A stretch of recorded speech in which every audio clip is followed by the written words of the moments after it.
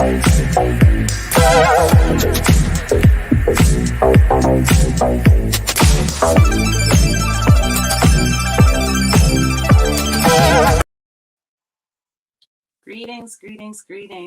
and good afternoon, Juneteenth family. Woo, another Thursday Lunch and Learn. Today's Lunch and Learn, we are welcoming Goddess Aretha Taylor. Aretha Taylor today is located in Jamaica. She will share with us where else she resides and come and share her story with us. We will be talking about women coming home after incarceration, and I'm sure a lot more. Goddess Aretha, please step up and come up on stage. Hello. Hello, everyone. Thank you so much for having me. Welcome. So Aretha, please do. I want you to share with the community who you are and why you're here today. Well, once again, I thank you, Umojo, Umoja, sorry, events for having me. I really appreciate each and every one of you, Jamie and Medi and Athenia. Again, my name is Aretha Taylor. I am the CEO, the founder, the president, and the chair of New Beginnings Outreach Program for Women located in Brooklyn, New York. And the reason why this organization was founded was to make an impact on women and young girls' lives. An impact, not to help, but to change their lives, their situation, and their transition.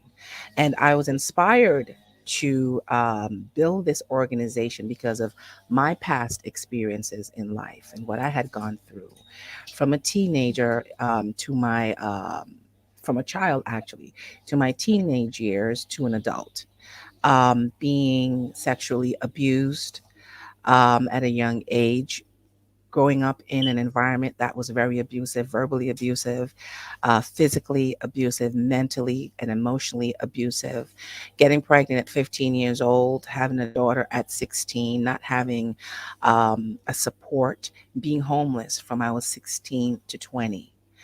And all of what I had gone through in my life and in my experiences, and meeting women and young girls who reminded me, who told me my story. So I knew there was such a need, and I knew that was my calling because of the constant reminder, the women of all ages, background, religion, ethnicity that I kept meeting over the years. And so I was forced to Mm, do this because I saw the need. mm. So in other words, your purpose, it found you, it called you. Absolutely. What comes up for me is there's always this loud ringing in the Hmm. back of my ears about how, in reference to how relatable we are as women, even when our stories, when we don't look the same, when our stories may not exactly be the same, but Hmm. somewhere in there, there's normally something that we can relate to in one another. And in Absolutely. the unfortunate way that, America is a place that's set up in such a way that Hmm. it's endless possibilities, but Hmm. it's also has a lot of endings and things Hmm. like that. So when it comes to woman sisterhood, so Hmm. many times we're not really taught how relatable we are to each other, Hmm. how much we could support and show up for one another. We're not even taught that, Exactly. we can find others outside of our homes when we're not gifted. Because I feel like sometimes our lives, we're given just what we can handle. Hmm. And this is, I used to say this as a mother, Hmm. but now I'm starting to realize it even as a child with the Hmm. parents that we choose, or they say we choose our parents. You know, there's something that there's for us to learn through Yeah. all of our difficulties and traumas. Yes. So I hear from you that through your story, you saw other people through their stories, but you saw Mhm. yourself and you saw them. So it's a lot of reflections that you Mhm. wanted to impact and change this for women moving forward. For the youth, is it, or is it just for women once? Is it for women when they come home? Is it for youth, or is it for both? For both. For both. Now, while building the organization, no, let me back up a little bit. Prior to building the organization, my daughter was incarcerated. My daughter went from Rikers Island to Bedford Hills, and then she went to Shock, which is upstate New York. Mhm, mhm, And through her transition, it was very traumatic for her and for me. I had never gone through that before. Her father spent time in prison, um, but I never dealt with it because we were kids. I got pregnant at 15, he was 17. But dealing with it hands on with my own child, it was traumatic for me and more so for her. And I realized at that time, anybody can get arrested, anybody can serve time. If mhm, you're at the wrong place at the wrong time with the wrong people, you get caught up with their mess, with what they were doing. And there you go. So while she was going through her transition of incarceration, listening to her stories, and her introducing me to women in the prison. And I'm like, why is she putting on these people on the phone? I don't want to talk to them like that. I love it. I just want to talk to my child. But she kept saying, Mommy, let me let you talk to so and so. Mommy, let me. And hearing their stories, oh my God, it did something to me. And I realized that we need to be a community for them when they come home. It was fortunate for my daughter that she had a community. One, she had an education. When she got arrested, I think she was in her second year of college. She had work history. She comes home from a she was brought up in a middle class family. We lived in a middle class neighborhood. We lived in Canarsie, Brooklyn. So she wasn't brought up or raised in certain areas where it's poverty and there's a lot of crime. So she couldn't relate to a lot of the women there. Mhm, However, hearing their stories and few years later building the organization, prison just kept coming to me. I kept meeting women coming home from prison. And I was like, I have to incorporate this. It's a must, it's a need. They need a community. mhm, It's the trauma that brought them there in the first place, the trauma in their lives mhm, when they were children growing up. Rape, abuse, neglect, abandonment, drugs, alcohol. And they were raised in society that was like that for them. That was their norm. No one told them that they could do better, come out of this. No one showed them. And so I thought to myself, how do I get to know their need? mhm, How can I hear from them? How can I feel them? So I went inside the prison, two prisons, upstate New York, Taconic and Bedford. And I did a workshop at Taconic. And I sat with these women and I spoke with them and I got to know these women. They're human beings. mhm, They have pain. mhm, They have hurt. They want to change. They want something different for themselves and for their lives. And because they experience abandonment, mhm, they also abandon their children. And that brought on a lot of trauma to their children and even to themselves. Um, they had real tears, real emotions. There was a young lady that I was speaking with. She had served 25 years and she was about to get home to be released in a few weeks. She was terrified of coming home. I couldn't understand why. I asked her, what are you so terrified about? She said, because I don't know how to adapt. mhm, I'm afraid of coming back in here. I'm afraid. I don't know how to adapt. Things have changed over 25 years. My children barely talk to me. And I have to wind up staying with one of my daughters, she was saying, which is angry with me. I don't know how to deal with that. So what do I do? How do I act? How do I adapt? How do I adjust? And this was a lot of their concern and a lot of their fear. And Yeah. also housing.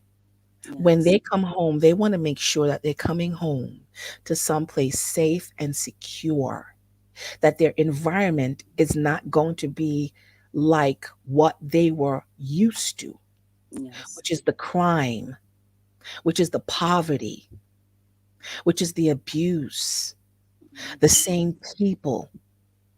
So when they come home after incarceration, what are they coming home to? What kind of environment are they coming home to? Are they coming home to a safe environment? An environment that's going to help them, to structure them, to build them, to lay a foundation for them that will help them to be better people to themselves and to society. That's Mhm. what they need and that's what they want. Most of them, they want this, but they question, how do I get this? Where do I go to get this? How do I go home to a home of anger, bitter, Mhm. animosity, hurt, and pain? Mhm. They through trauma before getting there. It's their trauma that took them there. Then they're going through another trauma of being there. Then coming home is another form of trauma. Women are raped in prison. I met a young lady, she served 5 years upstate. And she said within that 5 years, almost every single day, she was raped. Every day, almost, she was raped. She never reported it. The guards would just come and get her and take her where she needs to go, and they would do what they need to do. She didn't report it. Why? Because of fear. Even when she came home, talking to her about it, you can still see the fear. Her Mhm. body was vibrating and trembling. Mhm. I was That's just gonna a say the trauma. body holds the score. Exactly. Exactly. Mhm. So I learned so much about these women when I went inside the prison and talked with them to find out how can we as a society help Mhm. them. Not even so much the government, because I feel that sometimes we place too much on the government because the government is failing us in so many ways. But Mhm. as a community, as a people, That part, that part, the community, the support of each other. yes, the Because I also have it church. that it's so many different types of women that could end up in the Oh predicament, my gosh. and I also have it that even if they're not from middle class, they can still Mm-hmm. be striving. And again, the Mm-hmm. wrong decision at the wrong time, the wrong group of Absolutely. friends, the wrong group of trying to get ahead, Absolutely. the wrong ways of trying to get ahead. Absolutely. It's so many. Oh, one thing. So I'll share what my So I have never. I'm a knock on wood type of girl. I have never crossed that path. Mm-hmm. Hopefully, I will never. But Mm-hmm. what has always been a concern of mine is as a woman defending self and Mm-hmm. hurting someone, like to the point that I have dreams about this. I've had dreams about this, about actually harming someone in my dream and protecting of self. So it's Mm-hmm. just so many ways and so many ways that you could end up in this predicament. But you're so right about the other side of it, that when you come home, having that support system, what it looks like, what you're going to, Mm-hmm. it's important, and it may not always be what you want or need. Right. So how do they learn to cope? So is that what you do with the women? What exactly, how exactly, what to support from your, first of all, what is the name of your organization again? Please say it again one more time. New Beginnings Outreach Program for Women. New Beginnings Outreach Program. So how exactly, what exactly does a new beginning look like for the women that are a part of your organization, that have the blessings to and I also wanted to commend your daughter for sharing you. I want to acknowledge her for sharing Oh, you, because I think that's what was happening when she was saying that you must speak to these women. yeah. She recognized that she probably had support that a lot of them didn't have. Yes. And wanted to share you. I'm like that with my coach. I'm like that with my mom. When I know that there are certain things that she can give to someone, it's like, Mhm. no, you gotta talk to this person. Talk to them. Talk to my Mhm. mom. Talk to my coach because they can help you. And I Mhm. think that that's what was going on with her. I'm thinking, I'm Yes, it intuiting, was. It's a and I yeah, it just want to was. acknowledge her for that because she could have kept you to herself for those lone, what is it, 22 minutes, I believe, Uh, something 20, like that in that area of yes. the amount of time that each Yes. call is. Um, Yes. yeah, so she could have Mhm. kept you to herself that whole entire time and Mhm. shared you. So that I just want to acknowledge her for that because through that is how we have Mhm. been here today. Yes. And so I'm going to get to your question. While she was there, she would also have me write these young ladies. I would write them. And in writing them, they shared a lot with me. And that was some of the things that they shared, that they didn't have that kind of a mother, that kind of a mentor in their lives. So that was extremely important. So that's what new beginnings looks like. One on one, a personal relationship with these women when they come home. How can we help you? What do you need from us to help you through this transition? And so we've partnered with other organizations and agencies who are helping in that capacity, because new beginnings, we can't do everything, right? Sure. So it's important now for us to partner with other organization, and as we've partnered with the Brooklyn DA's office, downtown Brooklyn, to help these women when they come home, because they have a lot of resources with education, with work. Childcare is something that we're working on, because when they come home, they're now considered parolees, right? So now you're on parole. You have to do a certain thing, you have to live a certain Have to life. work. Yes. Exactly. So how can I work when I have no childcare? And Mm. then where am I going to get the money from for childcare when I have no work? You see what I'm saying? So The vicious cycle. exactly. And so I've met women who were forced to leave their little child at home while they go look for a job. But then when it's found it out, you get into trouble.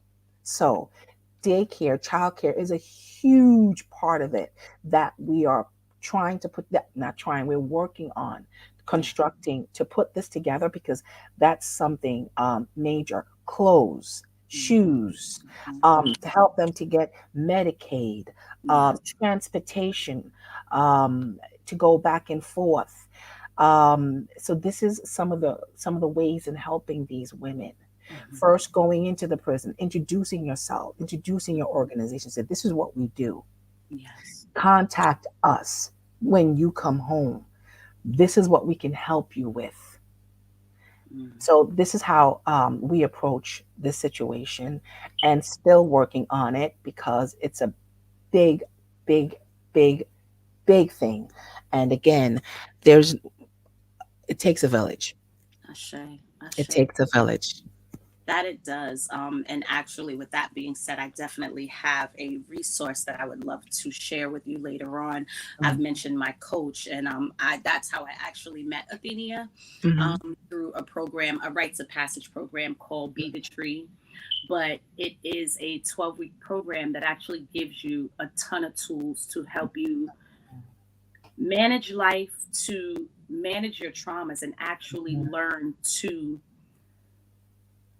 basically do that, just to manage them, manage life. It doesn't make anything go away, it doesn't take anything, it doesn't Right. magically make life like, all shiny and pretty, but it has definitely grown me exponentially. I wouldn't be sitting here on this stage without that program, without Wow. me getting it through that program. And I too have traumas, came Hmm. from a good household, but still Hmm. had traumas. Trauma still Exactly. happens regardless of, where we come from. Sometimes, unfortunately, I have it that almost every woman has some sort of trauma, Some has sort of trauma. Hmm. some sort of trauma Hmm. at some stage and phase of our lives. Hmm. Mm. When my So, daughter, mhm. just to interject, while she was incarcerated, her dad passed. And that was devastating in so many ways because she wasn't speaking to him at the time. She was very upset with him, very angry. We both were because he abandoned us during that time. Once she was sentenced, that was it. Mm, So she became very angry with him. She would ask him to do things for her, and he would drop the ball. And of course, I would have to come and pick up the ball. mm, And so she wouldn't talk to him. She will call his home and speak with his mom, but she would not talk with him. And on that weekend, when he became sick, she called home and I told her, well, your dad is in the hospital. This is what's going on. But we thought, hey, he'll yeah. come home because it wasn't the first time he was in the hospital for that. Yes. Um, the hardest thing for me to do as a parent was to call my daughter while Mm, she was in prison to tell her father passed. That was devastating and traumatic for her and for me. And when she came home, I did not know how to deal with that. yeah. I didn't know what to do for her. My daughter's very outgoing, very bubbly. She's loud. When she walks in a room, you know she's there. And she was so quiet when she came home, and she was quiet for a little bit, right? And so I wanted her to just get back into her routine and just pick up from where she left off. Because while she was there, I was holding it down and I was exhausted, mentally, emotionally, financially exhausted, right? Mm, But she couldn't just pick it back up. She couldn't. mm, So I had to know how to navigate that. I had to know what to do for her and understand what to do for her. And I think um, counseling is a huge factor, is a huge thing that is needed after incarceration. mm, Different types of counseling for different reasons.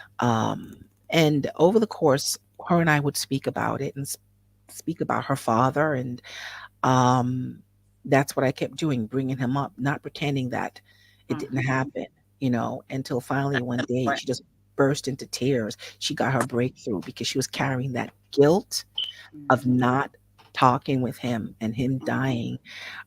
So that is another type of trauma that many of the inmates deal with on a daily basis. I have a brother who's serving 50 years in Florida, and I had to tell him that our mom passed in 2018 and that we lost a sister last August. And that was not easy. That wasn't easy. So there are so many different types of trauma that they have to deal with, and we need to help them through it when they get home. And counseling is one big help that they need. yes. You know what's standing out for me? So many people in the world have a hard time finding their purpose. Hmm. Sometimes our purpose is staring us right in the face and we don't even Hmm. recognize it. And what I'm hearing from you is that you may have never stepped a foot in behind the bars for yourself, Hmm. but it's around you. It's around you and it's been around you Yeah, since you were a young lady, yeah, before you became a young lady, when you were yeah. actually still in your maiden phase Hmm. to your child's father. And we haven't even Hmm. discussed any other experience that you may have had of Hmm. any family members that were distant or Hmm. may not have been right in your home, but sometimes there were uncles or a cousin who may have been away that we grew up knowing was away. And Right, it's like you became a teenager and had your child and your child's father was there, then her, you have a brother. So it's like it's all around you that right. regardless of whether it was intentional or non intentional in some form or fashion, you've been doing this work from before you Hmm. started New Beginnings. Absolutely, Wow. absolutely. And Wow. I love what I do. I love what I do. I wake up loving what I do. Because when you make a difference, I get that. when you make a difference, and even if it's just one, Yeah. it's so fulfilling. It's so rewarding. Um, and I get pleasure from that. I remember when I was starting the organization and I told people it was a 501(c)(3), meaning it's nonprofit, right? The first thing they said to me was, well, there's no money in it. Why are you doing it? It's not about the money. It's definitely not about the money. It was never about the money, and it's still not about the money, because nonprofits are treated badly. Like, Mhm. they say all of this money's out there for funding and for this and for that, and when you apply for it, they tell you a whole slew of things and da da da da. So I've basically had to use my own money from my own pockets for years, Mhm. um, and still doing so, because it's not about the money for me. Sure. It's about making an impact. It's about changing lives. It's about making a difference in our homes, in communities, in the churches. Because the churches, there are a lot of, I am a pastor, and there are Mm. a lot of topics that I discuss that the church isn't talking about. They just Mhm. want to push it under the rug and pretend and ignore it doesn't exist. While Mhm. so many people in the church are dying silently, they're Yes. suffering in silence, women, young girls, and men, and Mhm. even those on the pulpit Mhm. are Mhm. going through so much that we don't want to talk about that. Don't, no, no, no, don't talk about that. That's not, Mhm. no, we have to address these Have to, things. because that, and to me, honestly, that is one of the first places. So growing up in a Pentecostal family that actually has Mm, churches in Virginia, um you almost learn how to speak certain things, like, and I'm a very resistant person, so I've grown up very resistant. mhm. I know stories from the Bible and like little bits and pieces, and I've even gone to parochial school, but I found that I push back against everything because of the resistance Wow. in me. But what I do know is that that is really my first teaching place, Mhm. sitting in those pews and listening to my great grandma up on the pulpit and hearing my elders on the pulpit and the other church members. And when conversations are had in that space, it normalizes these things. It normalizes all of Yeah. the disparities, so that instead of us feeling bad about them, instead of us holding them in, we can actually discuss them. And that's where, like, what you're doing now, Mhm. that's where the impact actually change. That's where the shift, Mhm. the acknowledging the things that are not necessarily by the book, Right. you know. Right. um I commend you, sis. I commend you. I am led at this time. I know you said that you would cue me. Yeah. I'm led to cue you because of Okay. the passion that you've expressed. And I Yeah. also want to let so we have a Donna Medford and we have Magic in the mic, who is who is a near and dear of mine, in our YouTube comments. But what we'll do, I just want to let you ladies know that we're not missing your shares here for Aretha. But what we'll do is let Aretha continue her presentation, and then at the end we will do like a Q&A, and I'll read out what the comments are for you, and you can respond to the comments. Does that work for you, sister? Yes. All Yes. right. All right. So I'm going to drop down for a moment and let you present your slides. Okay. So Medi's gonna come in now.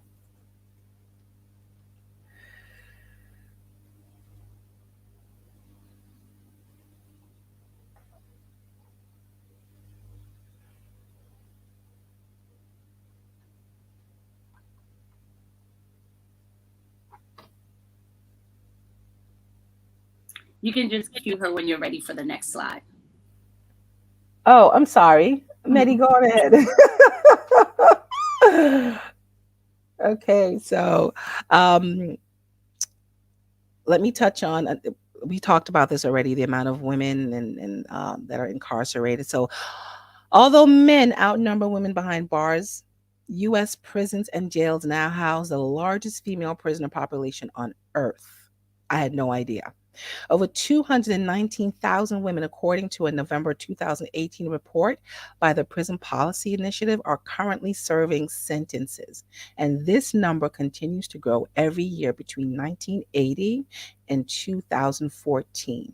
The number of women in prison or jail in the US increased more than 700%, almost twice the rate men experienced. Initiative and the rate of incarceration of women in the United States is at a historic and global high, with 133 women in correctional facilities per every 1,000 female citizens.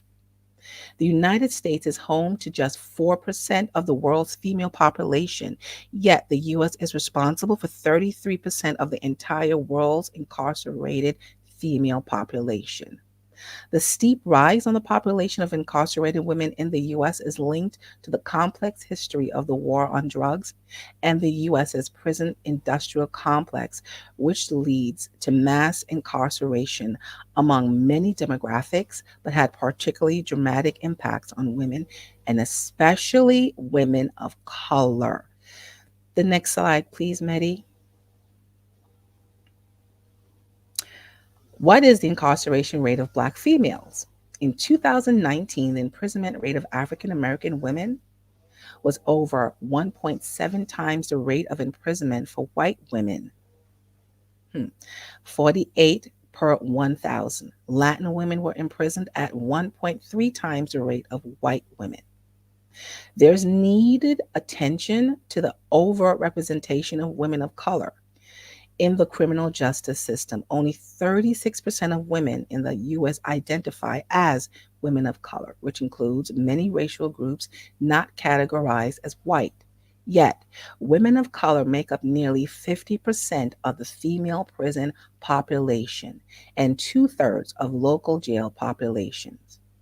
African American women are 3 times more likely to be in prison than white women, and Latina women are 69% more likely to be imprisoned. Next slide, please. And here is the breakdown. For every 1,000 white women in the US, 53 was incarcerated. The next, please. For every 1,000 Black women in the US, 109 were incarcerated in 2014. For every 1,000 Latina women in the US, 64 were incarcerated in 2014. Black women are 2 to 3 times more likely to be incarcerated than white women are. The next one, please.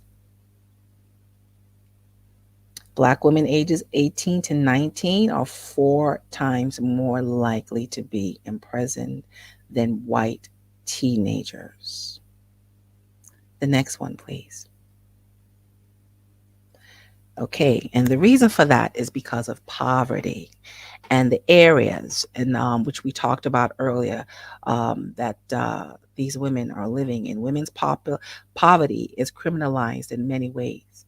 Due to feminization of poverty and lack of housing choices for women of color with children, the war on drugs affects minority women living in inner cities, forcing them to live in high crime, drug infested areas in the face of declining incomes and few economic opportunities.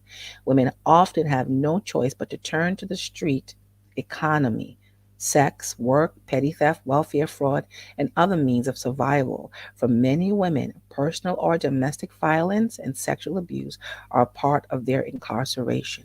I want to touch on that for a little bit. A lot of women that I've met that wind up in prison, they wind up in prison because of crimes they did for their boyfriend, for their spouse, and usually it was for drugs. They were forced into it, they were abused into it to commit these crimes. The next slide, please, Medi. For poor women, especially, experiences of violence, particularly in the household, may incite behavior that leads to arrest and criminal charges. Poverty is almost criminalized when women in mental illness, most who have experienced post traumatic symptoms from childhood, as we discussed, and adult trauma, come into contact with the law either through antisocial or violent behavior or through self medication with illegal drugs. Yeah. The next one, slide please. And so you have here the breakdown: 81,000 women are released from state prisons each year. Sorry, that's a bit small, but each state is broken down here. So you can go to the next slide, please.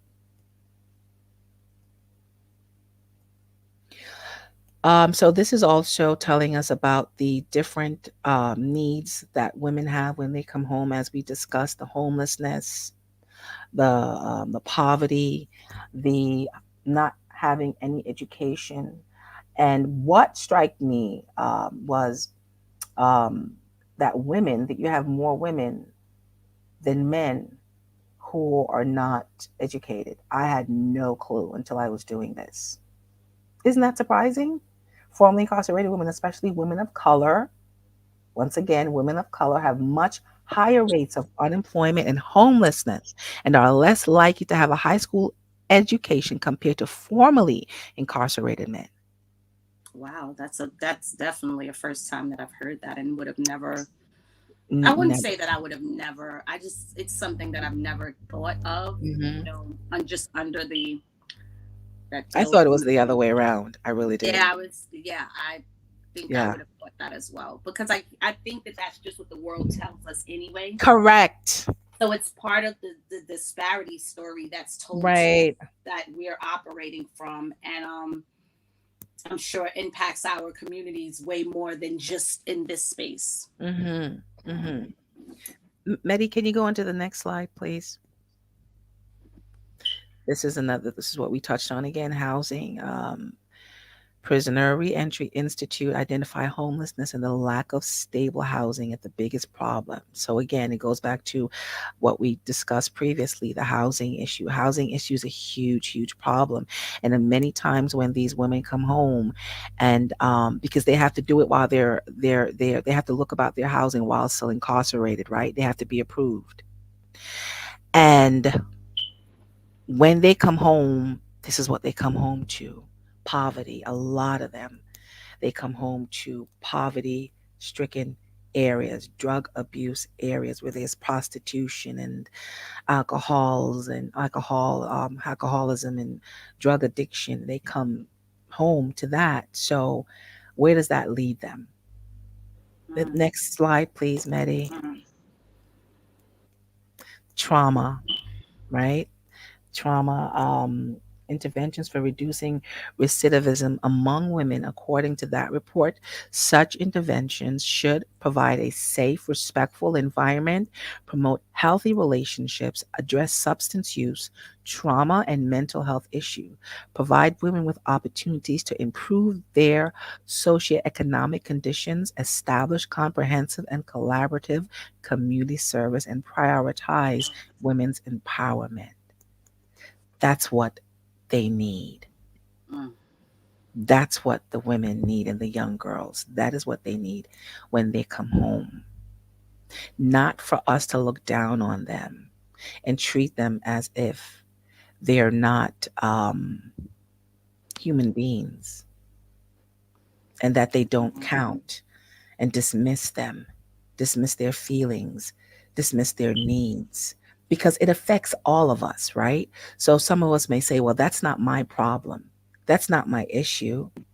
That isn't happening to my family. It doesn't happen in my, mm, but it affects everyone.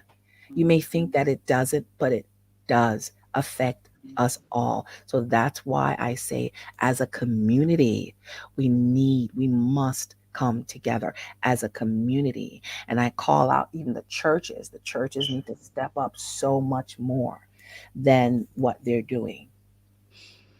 I'm like, you keep going here, and I'm like, Aretha's trying to get me in trouble with church folks and with my church family, because I'm not even gonna lie. So I am very spiritual, very, very, very spiritual. I definitely believe in a higher power. I definitely believe in the man or woman above, the slash man, woman above.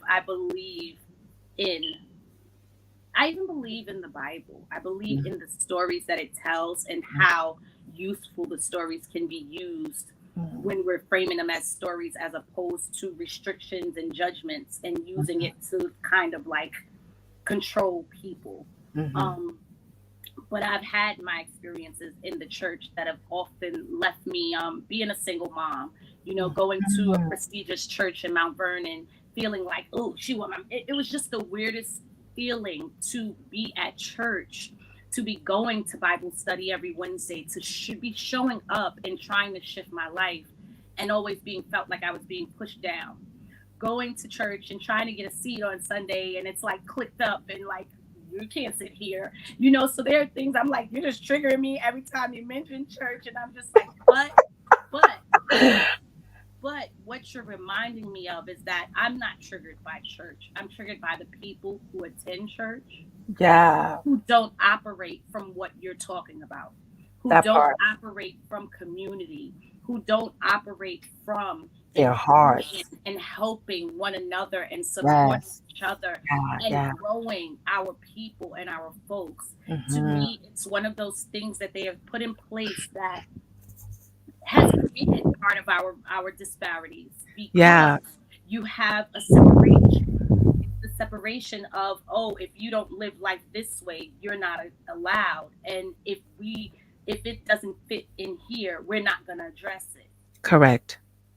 So you're really, I love that you're speaking to this side of me that allows me to stretch, grow, and heal my relationship with the church. Hmm. So you're about to bring me Hmm. to tears.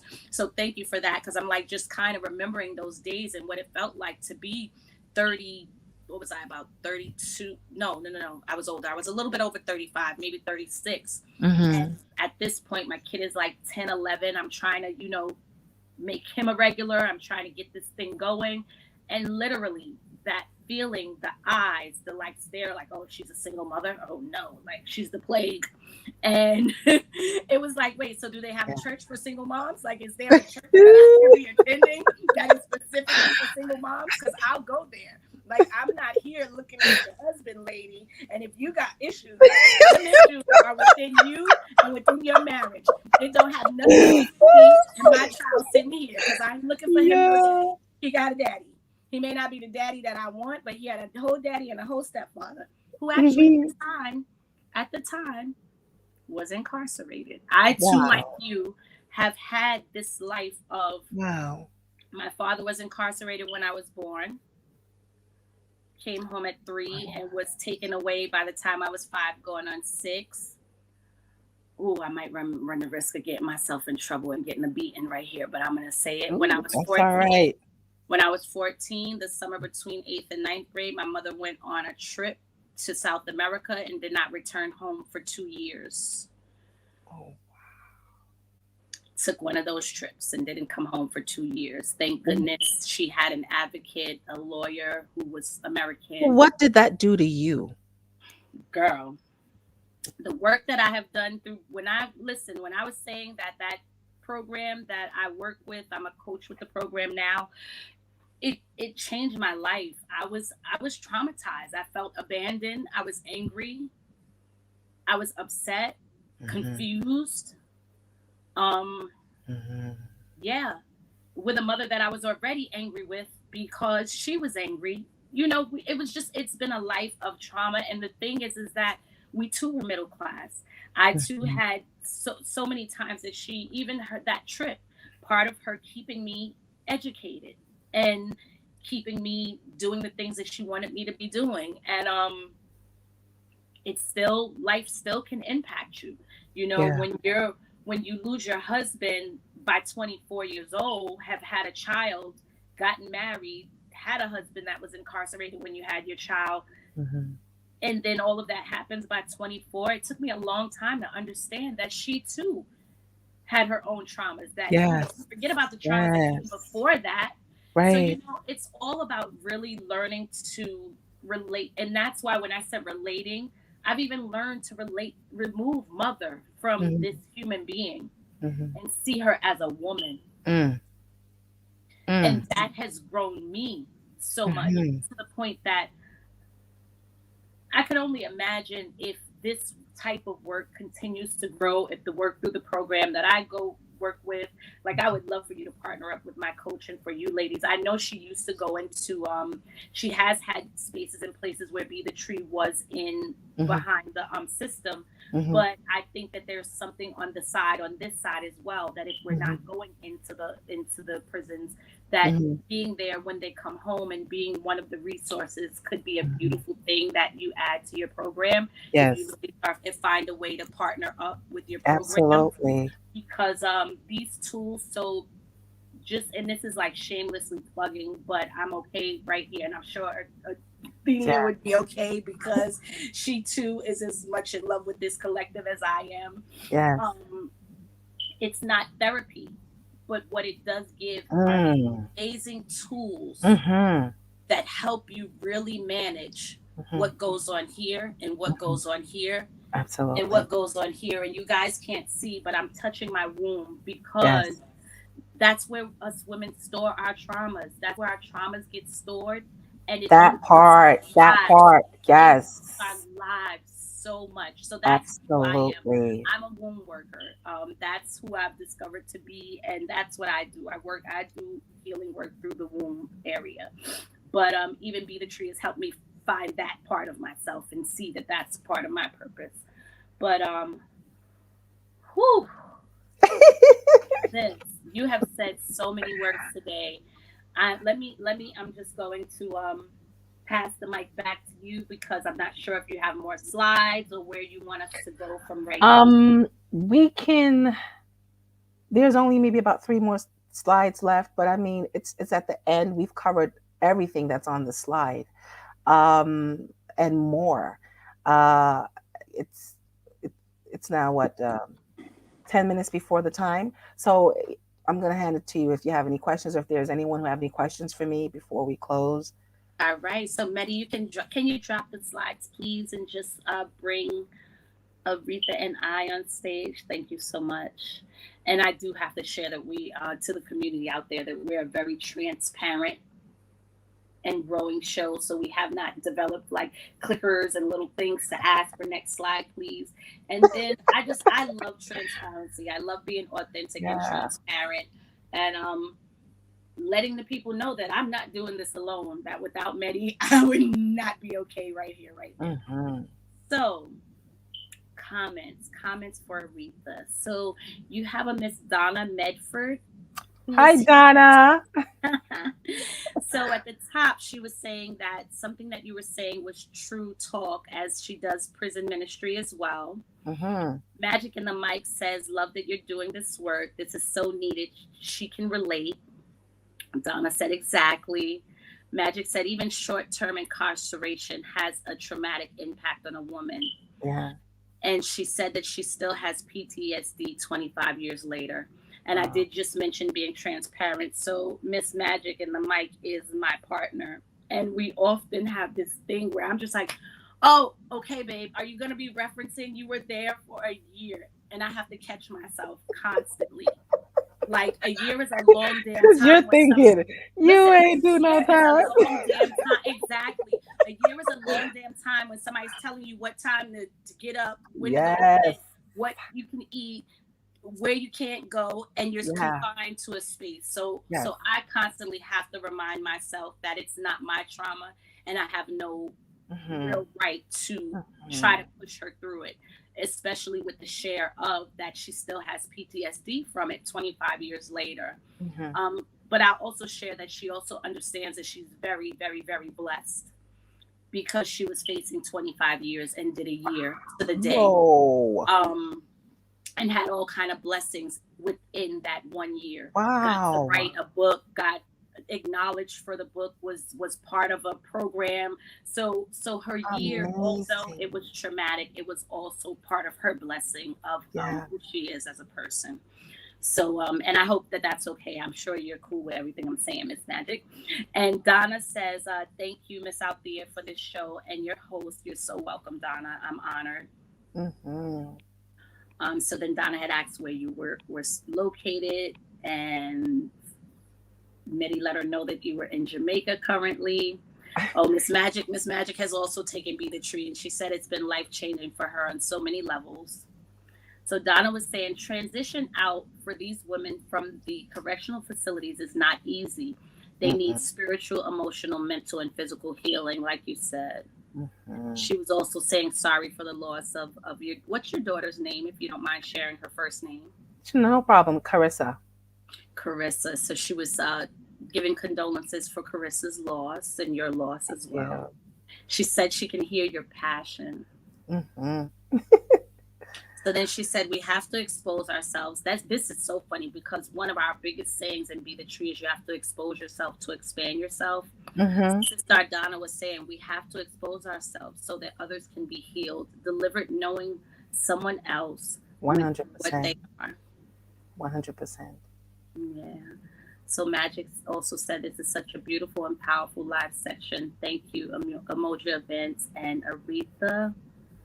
And yeah, Miss Magic was sharing that she was separated from her son. He was two. She had a son when she went away, and he was 2 years old. So, and I'm sure that that year, having my own experiences, my dad being away for that first 3 years, I had to Mm-hmm. get to know him. Mm-hmm. And through him is how I fell in love with books.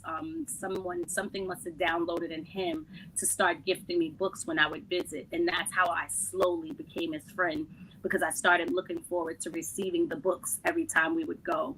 Yeah. And then by the time he came home, he was my best friend at that point. But I know that it held traumas to the point that 3 years he was there, almost 3 years that he was home and then gone. From there on, I used to do 3-month relationships. When I Mm-hmm. was like in my late teens, I started to notice a pattern that I would date someone for 3 months and then I would be done and over them. But when Wow. I discovered, thank goodness, I've always been on a self healing journey very early. So Yeah. thank goodness for the Oprah Winfrey Show. I learned so many things about myself from the Oprah Winfrey Okay, Show for back in the sure. day. And one of the things that I started to learn about myself is that I had developed a pattern of pushing people away Okay. because I always felt like the rug would be pulled under at that three, whether it be 3 years, 3 months. It was just like once that three is there, that means you're going to be gone. So you know what? I'm gone. See you later. I'm out Mhm. of here first.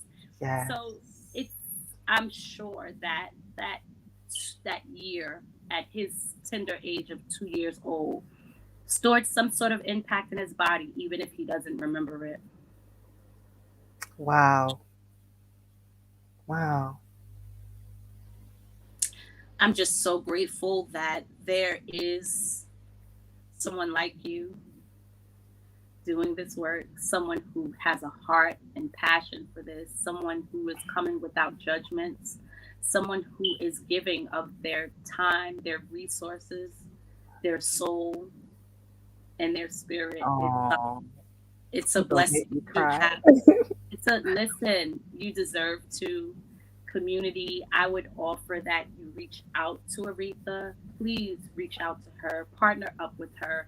If you know anywhere where she could find resources, whether it be for monies, whether it be for other partnerships, partnering with power with other organizations, if there's any organizations that you think would fit with hers, as I think Be the Tree would, please do Mhm. reach out to her.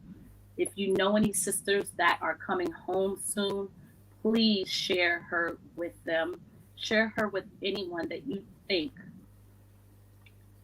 her work and her just mere being herself will touch, will impact, because that is what you said at the very top, that Yes. your hugest thing is about impact and change Yeah. and growth, Yeah. is what I heard. Yes.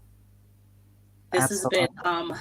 I these sessions wow me every week, but this week, especially following last week, I don't know if you saw last week, but last week we had a No. word artist who spoke to different levels of the community. So to usher right into this one this week, Hmm. it's just so aligned and so perfect. I thank you. And is there Thank you for anything? this. Oh, so let me share. Miss Magic said that he always shares his experience with my absence in visiting me in federal prison. At that age, I turned 21 there. So Mm. it was 20 to 21, and he remembers, like he Mm-hmm. tell you, our memories are an amazing thing, and you Mm. can't discount someone's age and think that they don't remember something because they're No. small. So, Right. community, that's what I here to share with you, to always acknowledge and remember our little ones. And don't think that because they're small that they're missing anything, especially now with these little newfound babies. I saw a little video the other day of a brand This newborn. little phone. Listen, I saw a picture of a newborn. They had the hand here. The newborn was pushing. He inched all all the way to almost the edge of the bed. A newborn. I'm Are you scared of these babies. serious? I'm scared of Yeah, these. these babies are different. I'm scared of these babies. Okay. And Different. I know Miss Magic will always say, but we evolve as human beings. No, that's more than evolution. Okay. That is, they are coming for our everything. At Wow. 6 years old, they are taking jobs, okay? They are flat ironing hair, they Yeah. are braiding hair, they're doing everything at 6 years old. So, grown folks, get it Oh together. my Sisters God. coming home, seek out Aretha so that way our babies are not Amen. running us over. They're supporting us as we should be Yes. supporting them. Yes. Thank you so, so, so much for this opportunity. It has been a pleasure. It has been a privilege. It has been a joy to me to have this conversation with you and to have this conversation with the community. I thank you for this. It's always a learning process for me and a growing one for me, you know. So I thank you all for your time and everyone who attended. Thanks again. I appreciate you. And who knows, maybe we can, do this again. Have a part two. I listen. Yes, I love that idea. And as we spoke of before, I would even love for us to do a workshop absolutely. under the Juneteenth brand, and maybe you and I could even partner up together on that and Yes, actually ma'am. create it so that way we're in the space. And as much as I love spontaneity, because this worked out perfect, I Mm-hmm. think that if we got together intentionally, even more could come out of that session. So Mm-hmm. thank you for even mentioning that and putting out that ask, because all we have to do is ask. Yes, We shall be given. Community, community, community. absolutely. Aretha's information is in the chat. Please do copy and paste, screenshot, whatever it is that you need to do to be sure to save her contact. Like I said, remember, she's there for our sisters that are coming home that have been incarcerated. She's there. Yes. Thank you. Thank you, Aretha. All right. Have a good day. Looking forward to seeing you again. Okay. Same here. Whew. Community, one more time with me.